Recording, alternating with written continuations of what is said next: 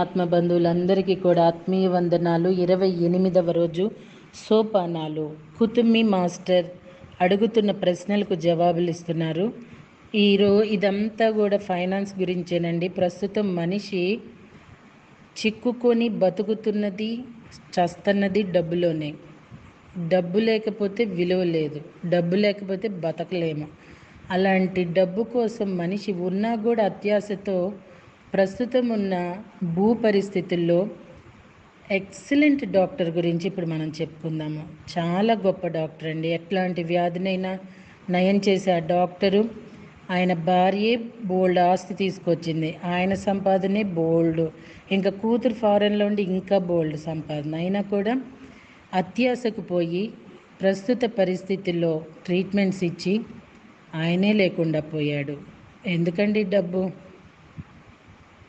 ఇలాంటి వాళ్ళు ఎంతోమంది ఉదాహరణగా ఉన్నారు. హాయిగా బతకాలి, లోటు లేకుండా బ్రతకాలి, లోక కళ్యాణం కోసం చేసే స్థాయిలో ఉండాలి. కానీ అత్యాశకు పోయి ప్రాణాలే కోల్పోతున్న వాళ్ళు ప్రస్తుత తరుణంలో ఎంతోమంది ఉన్నారు. ఈ సమయాన్ని ఎప్పుడైనానండి ఇక్కడ మానవత్వంతో ఎవరూ ప్రవర్తించలేకపోతున్నారు. దోచేయటం జరుగుతున్నది. మనిషి మారాలి అని చెప్పి ప్రకృతి మాత ఒక బందీలను చేస్తే మారేది పోయి సమయం వచ్చింది కదా అని దోచేసుకుంటున్నారు. కళ్ళ ముందు బంగారం, డబ్బు, బంగ్లాలు అన్నీ వదిలేసి కట్టెలా కాలిపోతున్న చూస్తా కూడా ఇంకా మనిషిలో మార్పు రాలేదు అంటే మార్పు వచ్చే వరకు ప్రకృతి మాత వెంటాడుతూనే ఉంటుంది. ఈ మార్పు రాని వాళ్ళ వల్ల మార్పు వచ్చిన వాళ్ళు కూడా బలి కావాల్సి వస్తూ ఉన్నారు. భయంతోనో లేకపోతే ఎఫెక్ట్ అయ్యో ఏదో ఒక రకంగా బలవుతున్నారు. సో అండి, డబ్బు అనే ఇది కేవలం జీవించడానికే కానీ బతకటానికి పెట్టుకోకూడదు. అప్పుడే డబ్బుగా మనకు ఉపయోగపడుతుంది, లేకపోతే మనల్నే లేకుండా చేస్తుంది. సో ఈరోజు ప్రశ్న, డబ్బును గురించి ఆధ్యాత్మికతను గురించి అర్థం చేసుకోవటంలో నాకు సహాయం చేయమని నేను ఎవరిని పిలవాలి? జవాబు, అర్థవంతంగా ప్రేమతో ధన సంబంధమైన విషయాలను చర్చించడానికి తగిన ప్రత్యేకమైన మార్గదర్శక గురువు మాస్టర్ ఆర్కిమెడిస్. ఆయనను పిలవండి. వివేకవంతుడైన పెద్దగా ఆయన ప్రవర్తిస్తాడు. మీ జీవితంలోని ధనాన్ని తెచ్చుకోవటానికి, దానిని మీ మంచి కోసం మీరు ఉపయోగించుకోవటానికి ఆయనే మీకు చెప్పమని ఈ ప్రక్రియను మాకు అందించారు. 1 కలము కాగితం తీసుకొని కూర్చోండి. మీ జీవితంలోకి ధన ప్రవాహం వచ్చింది ఎప్పుడో, ఆ ధనానికి మీరు అర్హులని మీరు ఫీల్ అయింది ఎప్పుడో వ్రాయండి. 2 ఆ లిస్టు వ్రాయటం పూర్తయ్యాక మళ్ళీ చదివి గమనించుకోండి.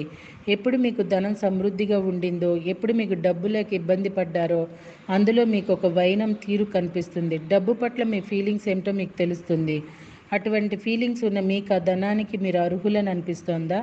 ఇప్పుడు రాబోయే ధనాన్ని మీరు ఎలా ఉపయోగించగలరు?